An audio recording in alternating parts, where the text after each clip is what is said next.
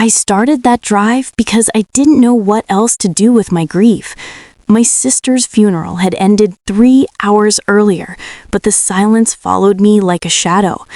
I drove because sitting still felt like drowning.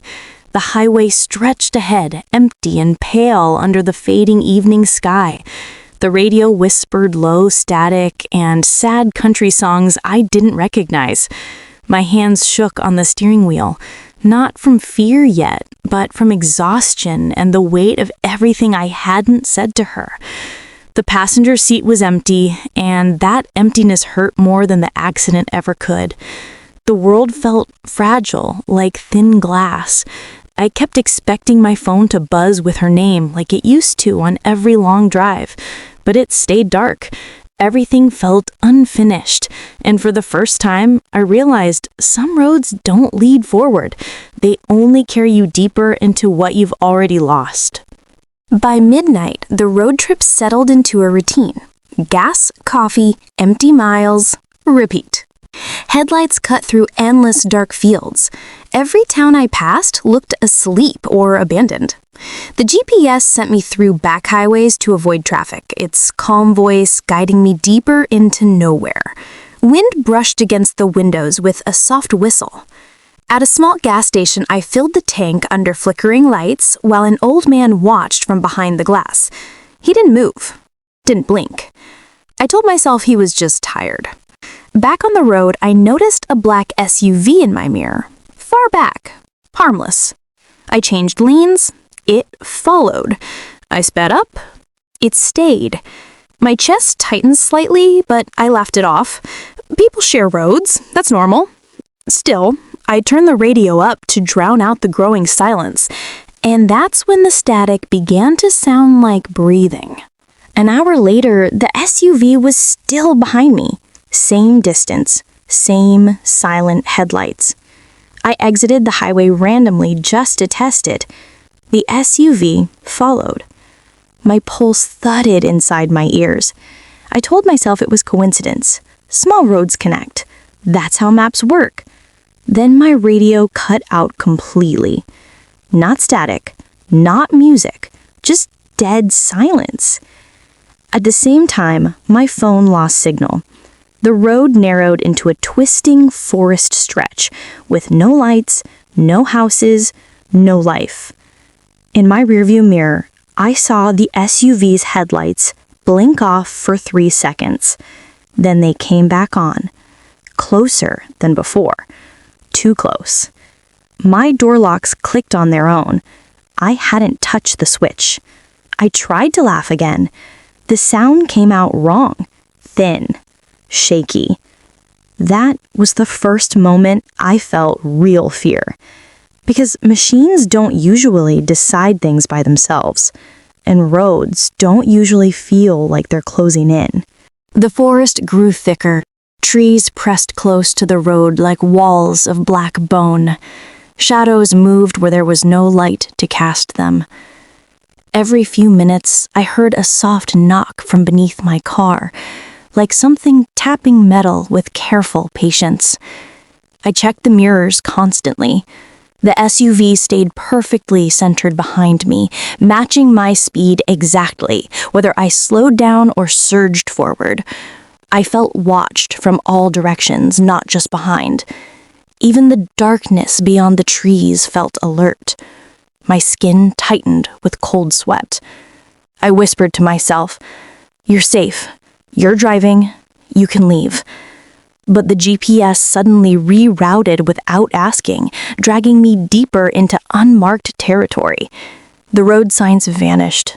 No arrows, no town names, just rusted poles and empty ground.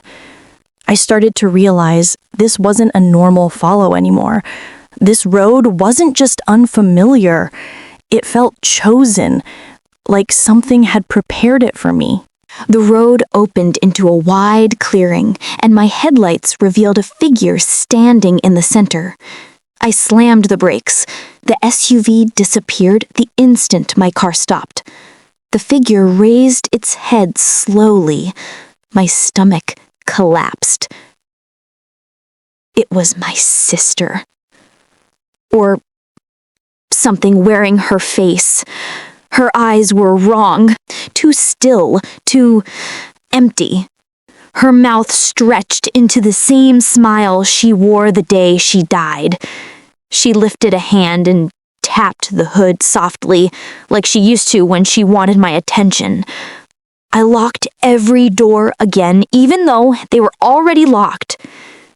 She whispered my name through the glass without moving her lips. I shook my head, crying, begging my own eyes to lie to me. She walked to the driver's side door with stiff, jerking steps. Her voice leaked through the metal like water through cracks. "You left me on the road." And in that moment, reality tore open. I floored the accelerator. The engine screamed, but the car barely moved as if the ground itself was gripping the tires. Her hand slid across the window, leaving dark fingerprints that slowly crawled instead of fading. The locks rattled violently. Something pounded the roof from above. Not her. Something else. I swerved back onto the road as the car finally broke free. The forest rushed past in a blur of black teeth. In the mirror, I saw both of them now. The fake sister at my window, the black SUV ahead of me, driving backward toward me with impossible speed. The road bent wildly, tightening like a spiral. My phone lit up with dozens of missed calls from my own number. My breathing turned into painful gasps. Every exit I took led back to the same road. Every turn collapsed into the same nightmare lane. I realized then that I wasn't being followed. I was being herded. Time broke apart. Minutes felt like hours. Hours folded into seconds. I couldn't tell if I was driving forward or in circles. The road kept repeating the same dead tree, the same broken sign, the same bend. My thoughts scattered. Wake up. You crashed. You're already dead. I screamed at myself until my throat burned. The radio turned on by itself again. It played my sister's voicemail messages on loop, laughing, crying, begging me not to drive so fast that night. I clawed at my ears, but the sound came from inside my skull.